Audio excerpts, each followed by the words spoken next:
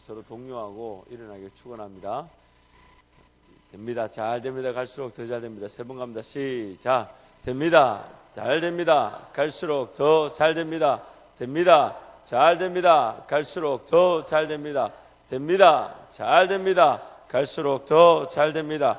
있을지어다 그대로 되니라 좋았더라. 함께 합니다. 시작. 있을지어다 그대로 되니라 좋았더라.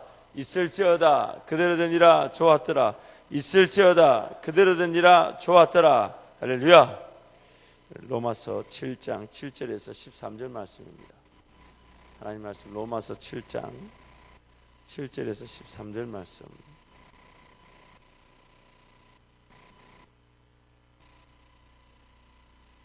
로마서 7장 7절에서 13절 우리 함께 하나님 말씀을 선포합니다. 그런즉 우리가 무슨 말을 하리요? 율법이 죄냐? 그럴 수 없느니라. 율법으로 말미암지 않고는 내가 죄를 알지 못하였으니 곧 율법이 탐내지 말라 하지 아니하였더라면 내가 탐심을 알지 못하였으리라. 그러나 제가 기회를 타서 계명으로 말미암아 내 속에서 온갖 한심을 이루었나니 이는 율법이 없으면 제가 죽은 것임이라. 제 율법을 깨닫지 못했을 때는 내가 살았더니 계명 이름에 죄는 살아나고 나는 죽었도다. 생명에 이르게 할 그 계명이 내게 대하여 도리어 사망에 이르게 하는 것이 되었도다. 제가 기회를 타서 계명으로 말미암아 나를 속이고 그것으로 나를 죽였는지라. 이로 보건대 율법은 거룩하고 계명도 거룩하고 의로우며 선하도다. 그런즉 선한 것이 내게 사망이 되었느냐? 그럴 수 없느니라. 오직 죄가 죄로 드러나기 위하여 선한 그것으로 말미암아 나를 죽게 만들었으니 이는 계명으로 말미암아 죄로 심히 죄되게 하려 함이라. 아멘. 이 로마서 7장 말씀은 제 개인적으로는 가장 많이 묵상한 말씀 중에 하나입니다. 아직도 이 말씀 묵상할 때마다 그 새로움을 느끼고 또 이 7장 말씀 묵상할 때마다 우리가 가진 어떤 편견들이라는 것이 참 무섭다라는 생각을 참 많이 합니다. 이것이 틀린 것인데 틀린 줄 모르고 붙잡고 있었고, 이것이 하나님과는 결코 어울리지 않는 것인데 내가 그것이 하나님을 섬기는 것이냐 착각하며 여긴 것도 참 많았습니다. 그래서 이 로마서 7장 말씀은 참 묵상할 때마다 굉장한 그 깊이와 넓이와 하나님의 오묘한 진리를 깨닫게 됩니다. 로마서 7장 7절 말씀 보면 율법이 죄냐? 그럴 수 없다. 율법으로 말미암지 않고는 내가 죄를 알지 못했다라고 말씀합니다. 율법의 원래 본 목적이 뭡니까? 율법, 로우, 성경 말씀 오늘 계명으로도 포함되는데 율법, 계명, 이 본래 목적이 뭡니까? 율법이 아니었으면 우리가 뭘 알지 못한다고요? 죄를 알지 못한다 그럽니다. 죄를 알아야 될 이유가 뭘까요? 죄를 알아야 될 이유가 뭡니까? 죄를 왜 알아야 될까요? 나에게 예를 들면 지금까지 내 이게 거짓이고 탐심인 줄 몰랐는데 율법이 계명으로 자세하게 우리에게 전해지면서 이런 게 탐심이고 이런 게 거짓이구나를 알게 됩니다. 왜 알아야 될까요? 누구에게 불편하니까 이걸 알아야 될까요? 하나님께 불편하니까. 여러분 오늘 이 본문 말씀에서 우리가 가장 깨뜨려야 될 편견이 뭐냐면, 잘못된 선입관이 뭐냐면, 우리가 내가 죄를 짓고 있는데 그 죄를 모른다고 해서 하나님께 죄가 될까요 안 될까요? 자, 여러분 오늘 아침 좀 뭔가 불편한 게 있나요? 이렇게 조금 마음의 긴장을 좀 푸시고, 내가 예를 들어서 이 물병을 이놓고 있는데 제가 잠깐 빌려와서 마시고 있는 게 하나님 볼 땐 죄라 그러면 나는 죄인 줄 몰라요. 근데 하나님 죄라 그러시면 죄일까요 아닐까요? 죄죠. 내가 지금 죄를 짓고 있는데 죄를 모른다고 해서 그 죄가 용납되지 않습니다. 그래서 하나님 입장에서는 지금 뭘부터 가르쳐 줘야 되겠습니까? 뭐를 가르쳐 줘야 되겠어요? 죄라는 걸 가르쳐 줘야 돼요. 앞으로도 우리는 이게 죄구나라는 걸 발견할 게 수도 없이 많습니다. 수도 없이 많습니다. 이거 죄였네. 이거 죄였네. 이거 죄였네. 앞으로도 수도 없이 많습니다.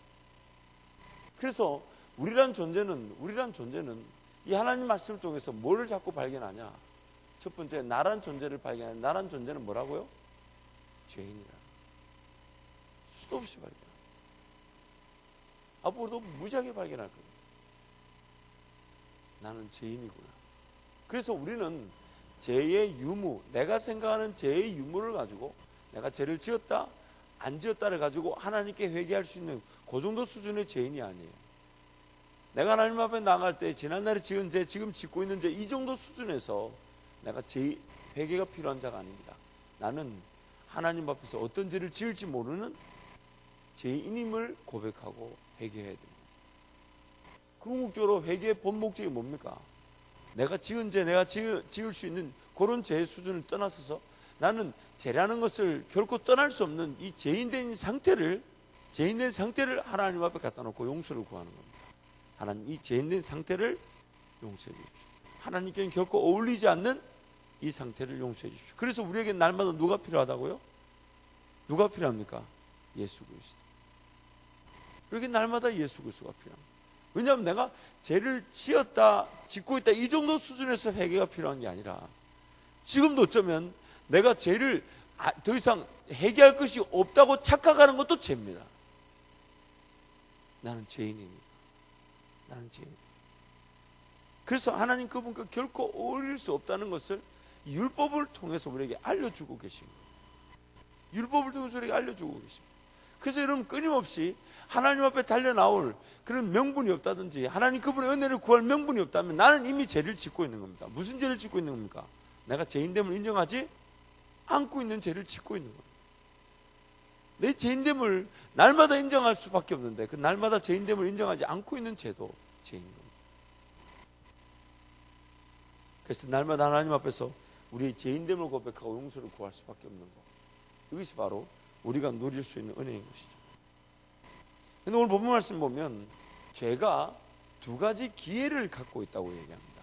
첫 번째 기회가 뭐냐면 8절 말씀 함께 합니다. 8절 시작. 죄가 기회를 타서 계명으로 말미암아 내 속에서 온갖 탐심을 이루었나니 이는 율법이 없으면 죄가 죽은 것입니다. 자, 이 계명으로 말미암아, 그러니까 자 오늘 말씀 두 가지 중요한 있습니다. 죄가 살아서 계명을 어떻게 하냐면 역이용합니다. 이걸 가르쳐서 오늘 8절 말씀과 8절 말씀과 11절 말씀에 제가 두 가지 기회를 가지고 있다라고 얘기합니다. 제가 계명을 뭐 한다고요? 제가 계명을 뭐 어떻게 한다고요? 이용했다 그러잖아요. 그렇죠? 이용했다.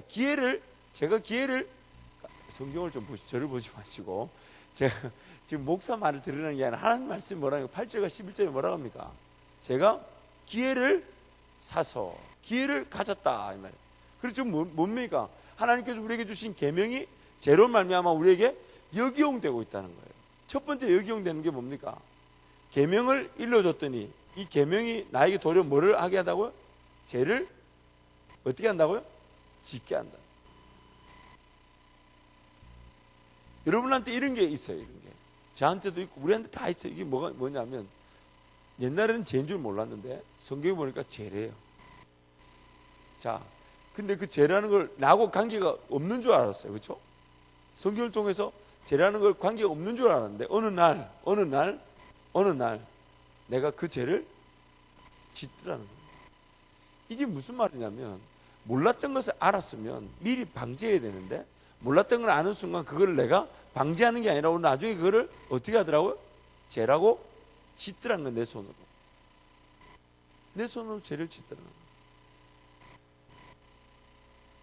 부끄러운 고백이지만은 제 안에 그런 게 있었습니다. 여러분 만날 때마다 어떤 얘기를 들을 때마다 참 그 죄인의 강팍됨을 봅니다. 이렇게 이런 걸 고민하는구나. 이게 의자 처음에는요 참 안 됐더라고요. 여러분이 참 안 됐더라고요.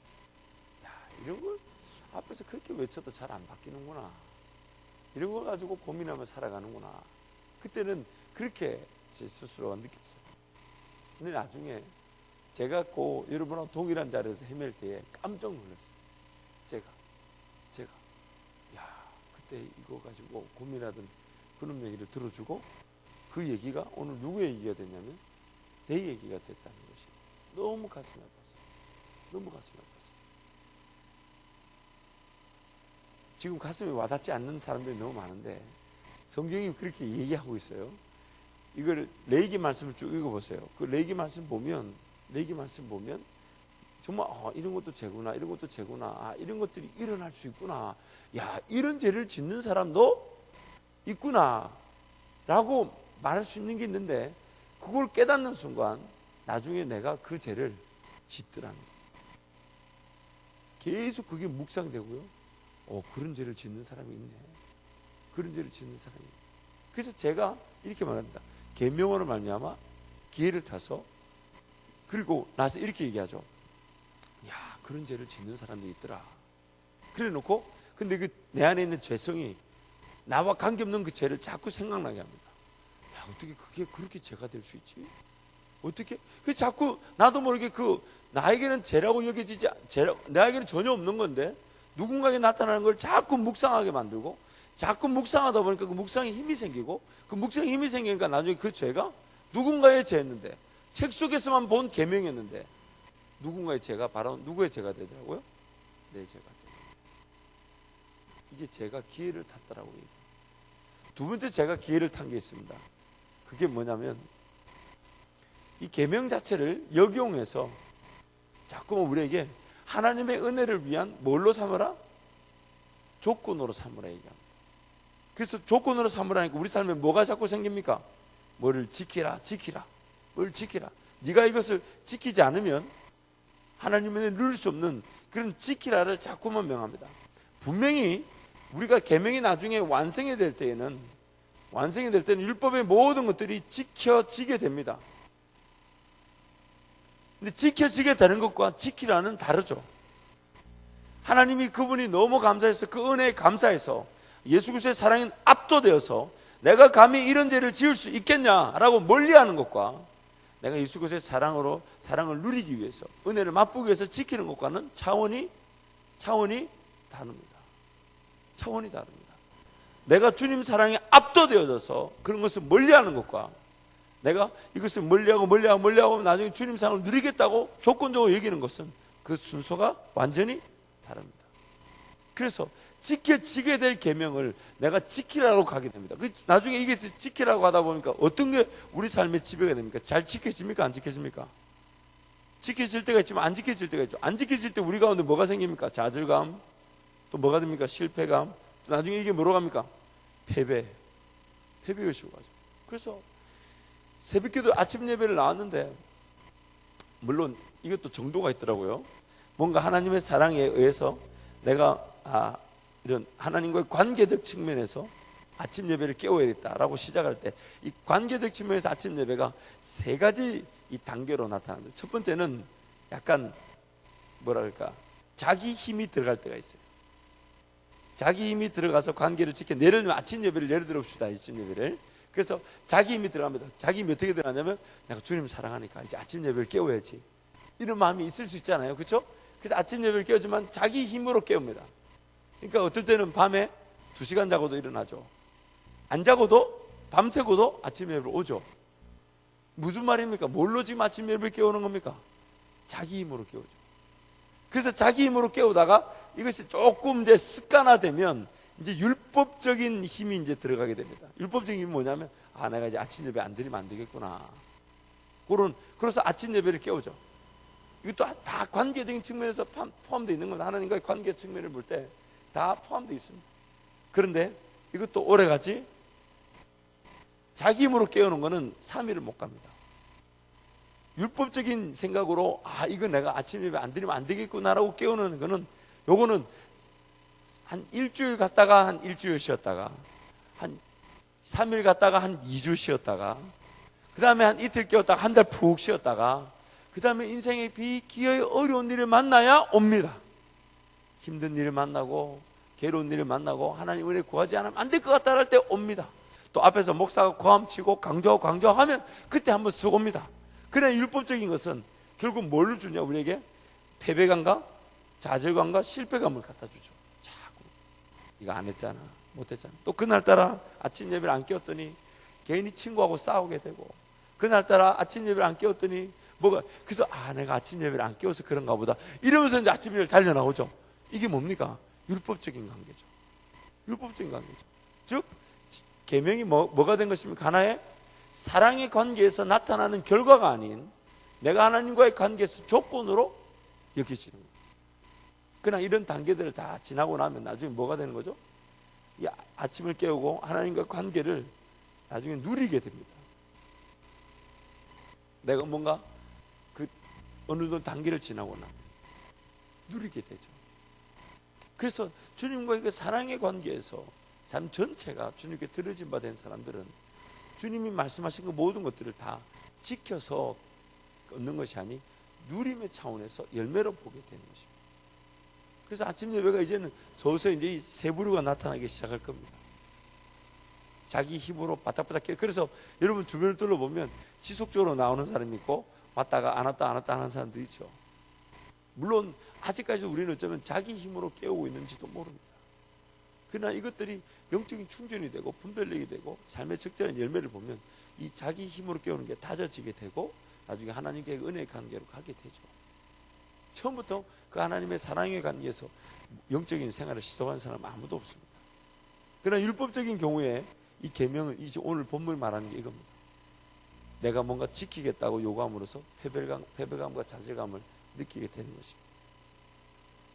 그래서 13절 말씀 한번 보시죠. 13절 함께 합니다. 시작. 그런즉 선한 것이 내게 사망이 되었느냐? 그럴 수 없느니라. 오직 죄가 죄로 드러나기 위하여 선한 그것으로 말미암아 나를 죽게 만들었으니 이는 계명으로 말미암아 죄로 심히 죄되게 하려 함이라. 그래서 율법의 본 목적은요, 최종 목적은 뭐냐면 죄라는 걸 알게 함으로써 하나님과의 관계가 회복되게 할 뿐만 아니라 죄를 심히 죄되게 함으로써 나로 하여금 뭐하게 만든다고요? 나로 하여금 나를 뭐하게 만들었다고요? 나를 뭐하게 만들었다고요? 죽게 만들었다. 율법의 최고의 목적은 나를 죽게 만든다. 그래서 어제도 말씀을 나눴지만 간단하게 오늘 이제 금요철야 때 이제 완성품을 여러분이 듣게 되겠지만 오늘 이 7장에서 두 가지 죽음에 대해서 얘기합니다. 율법이 의도한 죽음과 율법과 전혀 관계없는 엉뚱한 죽음. 한번 따라 하시겠습니다. 나란 존재는 이래도 저래도 죽음을 피할 수 없다. 율법이 궁극적으로 바라는 게 뭡니까? 그 죄라는 걸 통해서 우리라면 자꾸 하나님 앞에 갖다 놓을 때에 하나님 나는 이런 죄인입니다. 이런 죄를 피할 수 없습니다. 라고 그 죄 때문에 하나님 앞에 나를 갖다 놓는 순간 하나님은 그것을 나의 죽음으로 여겨주십니다. 그 율법이 의도한 죽음을 우리가 누리게 되는 거죠. 죄를 지을 때마다 여러분 삶이 피곤할까요? 안 피곤할까요? 여러분 율법식으로 따져 묻는다면 우리는 오늘 예수 그리스도를 말미암아 예수의 완벽한 희생 제사를 누리고 있기 때문에 구약식 제사를 드릴 필요가 없지만 율법 즉 구약식 제사를 한번 생각해 보십시오. 오늘 우리의 삶이 어떨 것 같습니까? 하나님과의 그 관계적인 측면에서 하나님을 예배하는 측면에서의 제사도 드리지만 하나님과의 관계를 깨버린 그 범칙적 제사를 드릴 때마다 우리 삶이 피곤합니다. 소 바치고 소가 안 되면 형편인데 뭘 바쳐요? 염소를 바치고 제사 그렇게 어렵게 생각 안 하면 돼요. 순서대로 내려오면 돼요. 자기가 드릴 수 있는 만큼 드리다가 드릴 형편이 안 되면 그 밑에 거 드리면 되고 그 밑에 거 안 되면 그 밑에 거 드리면 되고 그 밑에 거 안 되면 그래서 소 드리라. 소가 없으면 뭘 드리라? 염소 드리라. 염소 없으면 뭘 드리라? 비둘기 잡아라. 비둘기 없으면 뭘 드리라? 밀가루 건드려라. 삶의 형편대로 드릴 수 있는 것인데 결국 그 하나님과의 온전한 관계를 누리면 그런 이 범칙적 제사, 즉 관계가 깨어진 자리에서 드리는 제사를 드릴 필요가 없는데 하나님 중심으로 살지 않다 보니까 여러 가지 관계가 깨지고 하나님과 관계가 깨지고 사람과의 관계가 깨지고 그래서 사람과의 관계가 깨지다 보니까 죽이고 거짓하고 속이고 하다 보니까 4배 물려주고 4배 물려주다 보니까 그 제사가 점점점 힘들어지는 거예요. 그래서 그 제사가 힘들어질 때마다 우리 고백은 뭐가 나오겠습니까? 살아도 사는 게 아니죠. 하나님과 관계를 통해 소를 드릴 만한 때가 있었고 소를 드리다 나중에 또 깨지다 보니까 소를 드릴 만한 재물이 있습니까 없습니까? 없으니까 네 배는 갚아야 되고, 네 배를 갚으려 보니까 부지런히 일해야 되고, 부지런히 일해야 되니까 하나님 나에게 주신 땅을 딴 사람한테 팔아야 되고, 물론 흰년이 되면 돌아오지만 또 그 팔린 만큼 또 그다음 또 관계 깨지면 뭡니까? 남의 밑에 종으로도 가야 되고. 이게 삶의 패턴인 거. 오늘 다음에 우리가 그런 경제 구조를 말씀 통해 보겠지만, 하나님과 관계가 틀어지다 보니까 모든 수평적 사람과의 관계가 다 깨지게 되어 있습니다. 그 깨진 만큼 하나님은 보상하라 그러고, 보상하는 만큼 내 경제가, 내 삶이 힘들어지게 되는 거예요. 그게 심은 대로 거두는 원리죠. 근데 그 4배씩 보상하고 하다 보니까 내 삶이 아닌 거예요. 그러다 보니까 누군가 밑에 들어가서 종을 살아야 될 때도 있는 거. 왜? 성경이 말하는 분명한 관계를 깨진 것에 대한 보상을 하라 하니까. 근데 그런 모든 보상을 하고 종살이를 하고 하면 할수록 우리가 느끼는 마음이 뭘까요? 살고 싶을까요? 아니면 죽고 싶을까요? 살고 싶을까요? 죽고 싶을까요? 내 실수로 말미암아 내가 저지른 일이지만 하나님이 그 저지른 일에 대한 분명한 대가를 지불하지 않으면 너와 나는 관계없다 하시니까. 하나님과 나와 관계없다는 말은 뭡니까? 내가 이 땅에서 구원을 얻은 자예요? 아니면 지옥 가는 자예요? 그래서 하나님과의 관계를 중심으로 살 수밖에 없는데, 하나님과의 관계를 위해서 어쩔 수 없이 지은 죄라도 내가 철저하게 보상을 해야 되고, 그 화목의 제물을 다 드려야 되겠네. 그래서 그 모든 보상을 하고 제물을 드리다 보니까 내가 종살이를 하게 되는 자리까지 가는 사람도 있더라는 거예요. 그럼 궁극적으로 목적이 뭡니까? 내가 화목 제물을 드릴 때에도 내가 그 제사 자리에 내가 무릎을 꿇는 이유가 뭡니까? 내가 내 삶의 주도권을 내가 지지 않고 누구에게 주겠다는 거예요.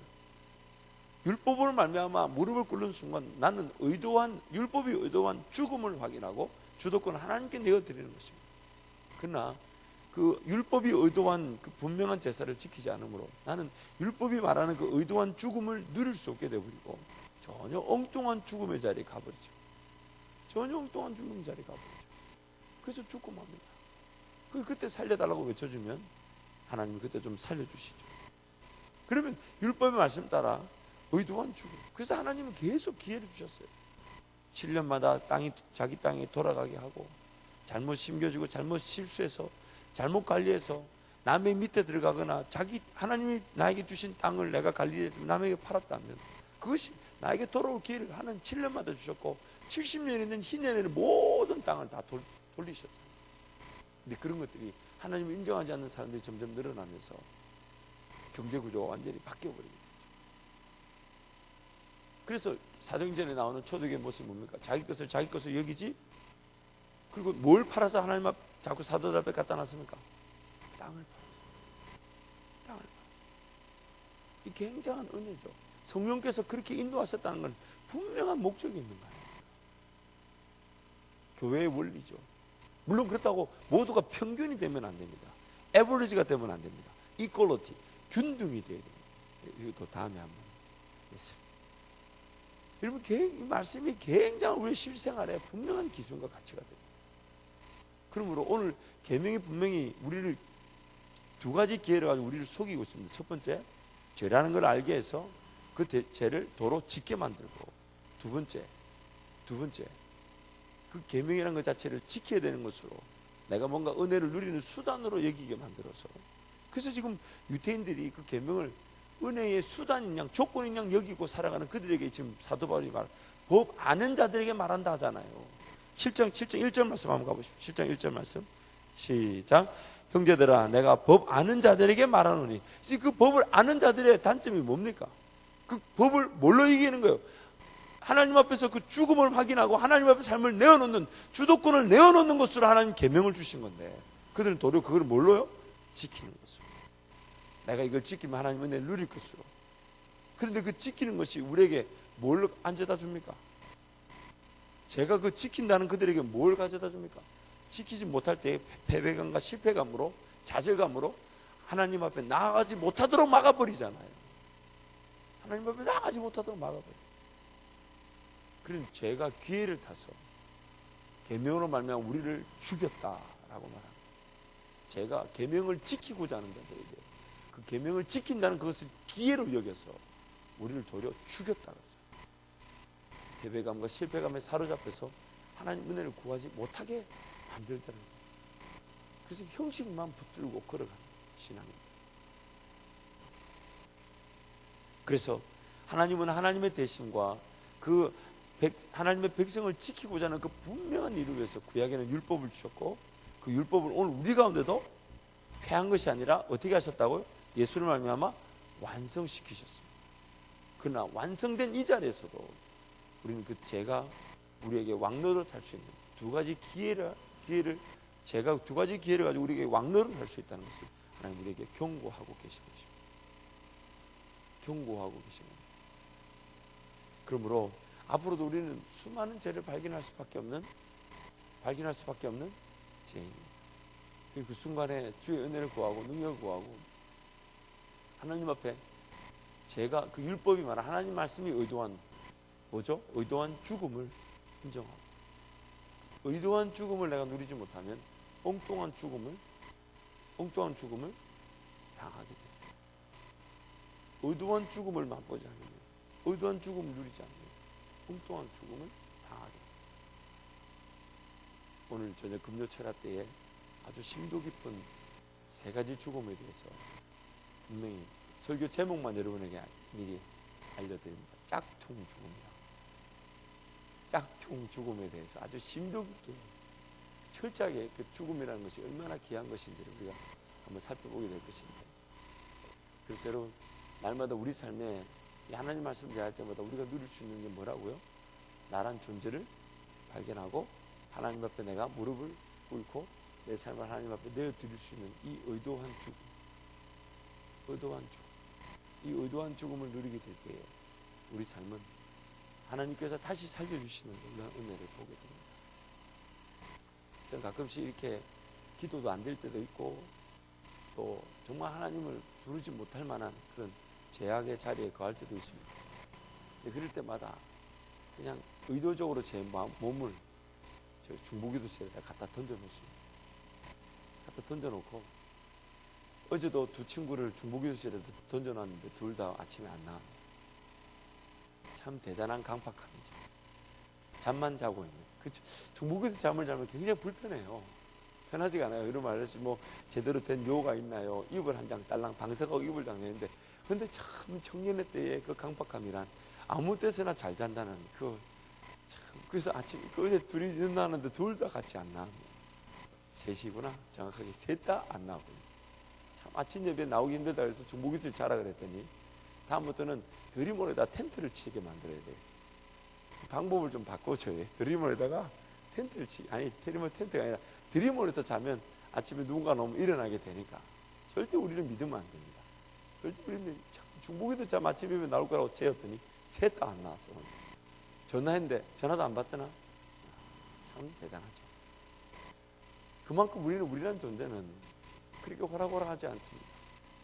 근데요, 그렇게라도 갖다 놓으면, 그렇게 해서 갖다 놓으면 제가 그 자리에서 그냥 주님 오늘 기도가 안 되네요 하고 기도가 진짜 안 될 때가 있어요. 중보기도실 갖다 놨는데 거기서 무릎 꿇고 기도하려고 무릎을 꿇고 주님 기도가 안 되네요. 그럼 진짜 기도가 안 될 때가 있어요. 거기서 그냥 졸고 그 불편한 중보기도실에서 밤에 잠을 자는 둥 안 자는 둥 그렇게 밤을 지샐 때가 있어요. 근데 어느 날은요, 오늘 주님 오늘도 기도가 안 되겠지요 했는데 그렇게 뜨겁게 기도가 될 때가 있어요. 전혀 의도하지 않았던 은혜예요. 전혀 생각지 않았던 은혜예요. 제 마음으로는 도저히 그냥 오늘도 기도가 안 될 줄 알고 오늘 기도가 안 되네요 하고 그냥 졸 준비를 이미 다 하고 있었는데 그렇게 마음이 뜨거워져서 기도가 될 때가 있어요. 우리는 자꾸만 그 죽음이라는 그 자리가 그 이후에 무엇이 나타날지를 모르기 때문에 또 기대가 없다 보니까 그 죽음의 자리에 나를 갖다 놓는 것을 전혀 즐기지 못하고 누리지 못할 때가 있습니다. 그러나 주님 말씀하시기를 아니다. 나에게로 오면 내가 값없이 너희들을 마시게 하겠다. 분명히 말씀하셨어요. 그래서 갖다 놓으면 됩니다. 그냥 의도적으로 갖다 놓으면 됩니다. 여러분 그 죽음의 자리에다가 기도의 자리에다 나를 갖다 놓는 게 바로 예수를 말미암아 우리가 누리는 은혜입니다. 은혜. 갖다 놓으면 됩니다. 어떤 목사님 얘기해드렸잖아요.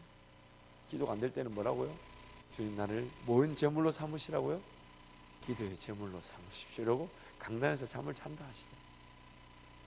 제가 아는 목사님들 중에서 강단에서 안 지내시는 분이 없었어요. 항상 우리 목사님도 강단 옆에 아예 서재를 두시잖아요. 참 은혜죠. 그래서 제가 우리 목사님 은퇴하셔도 그 방을 쓰셔야 되니까 이쪽에 꽃꽂이 방이 있는데 그 방을 제가 탈취할 계획을 갖고 있습니다. 꽃꽂이를 밑에다가 전부 다 같이 이렇게, 아니면 우리 예수생의 찬양팀 옷 갈아입는 그 방을 제가 탈취할 계획을 갖고 있습니다. 왜냐하면 우리란 존재가 그렇게 만만하지 않아요. 그러나 주님 은혜로 그 주님의 은혜 자리에다가 나를 갖다 놓을 수 있다면 그것이 은혜인 줄 알아서 자꾸. 그래서 사도 바울이 뭐라 합니까? 자기를 쳐서 어떻게 한다고요? 복종시키는. 그게 은혜죠. 내 자신을 인정하지 않고 막 치는 거죠. 쳐서 불편하게 만들고 어렵게 만들고 일부러 노골적으로 의도적으로 나를 더 힘들게 만들고. 그러나 그 힘들게 만든 것이 내가 뭔가 은혜를 누리기 위한 조건이 아니라 나란 존재를 내가 알고 이렇게 나는 편안하고 안정되고 즐겁다 하면 내가 하나님을 찾을 수 없다는 걸 늘 인정하고 의도적으로 불편하게 의도적으로 불편하게 만들어서 의도적으로 내가 하나님 은혜가 더 갖다 놓는 거죠. 그리고 그렇게 갖다 놓는 게 은혜인 줄 알아서 하나님 은혜를 구하고 능력을 구할 줄 아는 자들, 그것이 바로 오늘 우리가 누릴 수 있는 은혜가 되는 것입니다. 그러므로 오늘 이 하루도 뭔가 누릴 수 있는 것을 다 누리기보다는 의도적으로 주님 앞으로 자꾸만 나를 갖다 놓는, 나의 재정이든 시간이든 내 이 몸이든. 그래서 나중에 그런 고백이 우리 고백이 되길 바랍니다. 몸밖에 드릴 것 없어서 내 삶을 받아달라고. 그래서 이 로마서 12장에 나중에 그 결론 부분에 가서 뭐라고 얘기했냐면 너희 몸을 거룩한 산 제사로 드리라. 죄로 말미암아 지배를 당하는 우리의 존재에 대해서 명확하게 사도 바울은 파악을 하고 말하기를 너희 몸을, 그 몸은요 플래시, 육체입니다. 육체입니다. 정확한 우리 이 살과 피를 말합니다. 이거를 거룩한 뭐로 드리라고요? 산 제사로 드리라. 여러분, 자기 힘으로 시작했을 때는 그 육체가 힘이 있는 듯 보이지만 오래가지 않습니다.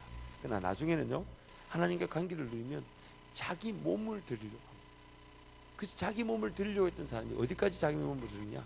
순교의 자리, 피 한 방울까지도 아끼지 않고 드리는 그 자리까지 갑니다. 자기 몸을 드리려는 사람은 조건에 의해서 자기 몸을 드렸던 시절을 지나서 자기 몸을 통해서 의도적으로 자기 몸을 치고요, 의도적으로 자기 몸을 조절하고요, 의도적으로 자기의 어떤 이 몸이 할 수 있는 걸 다 거절합니다. 그러나 그 사람들은 자기 몸을 쳐서 복종시켰다고 해서 그것이 은혜를 누릴 것이냐 조건으로 여기지 않습니다. 행복으로 여기고 기쁨으로 여기고 자랑으로 여기고. 여러분, 신앙생활의 가장 궁극적인 목적이 너희 몸을 드려 거룩한 산 제사를 드리는 데는 사도 바울의 굉장한 진리의 깨달음이 있습니다. 그게 뭐냐면 나중에 신앙생활 하다 보면요 이 몸을 깨우는 게 가장 힘든 일인 줄 압니다. 이 몸이 먹는 걸 자제하는 거, 이 몸이 누렸던 걸 포기하는 거, 이게 굉장한 어려움인 줄 압니다. 그래서 나중에 몸을 드리는 게 최고의 경지입니다. 자기 몸을 드리는 게 최고의 경지입니다. 얼마나 큰 은혜인지 모릅니다. 금식을 즐기고요, 먹고 마시고 입는 이런 것들을 다 거절할 줄 알고요, 철저하게 소욕을 줄일 줄 알고 욕심을 줄일 줄 알고 뭔가 내가 가진 걸 가진 것으로 여기지 않고 그럼 살아가요. 그래서 우리 주님도 옷 한 벌 남기고 가셨어요. 통으로 짠 옷 그조차도 주님은 다 쓰고 가셨어요. 로마 군병들이 그 옷을 다 제비 뽑아 가져버렸죠. 하나도 남긴 것이 없어요. 그냥 요셉이, 아리마대 요셉이 예수님 몸을 덮었던 그 세마포 한 벌, 그거조차도 두고 가셨어요. 기회로 두었다 그러지 않습니까? 성경. 다 몸까지 자기 입었던 다 주고 철저하게 자기 몸을 드리는 경지, 이 굉장한 행복이죠. 은혜죠. 나중에는 그 금식 자체가 즐거움이 되고 기쁨이 되고 막 40일씩 막 먹거든요. 조만간에 대창이가 제가 누릴 은혜인 줄 믿습니다. 대창이는 얼마나 저축된 것도 많은지 전혀 제가 깜짝 놀라 일주일을 금식했는데 전혀 변동이 없어요. 몸에 변동이. 야, 얼마나 굳어져 있다는 얘기죠. 얼마나 관리 유지가 잘 됐으면 일주일을 굶었는데도 몸에 축이 나지가 않아요. 정말 감사한 은혜죠. 그러나 괜찮아요. 제가 언젠가는 40일 주님과 사랑에 빠져서 아무것도 안 먹고 아무것도 안 마시는 건 좀 그렇고 누리게 될 줄 믿습니다. 여러분이 아멘 하실 필요는 없습니다. 기도하겠습니다. 하나님 감사합니다. 하나님 고맙습니다. 그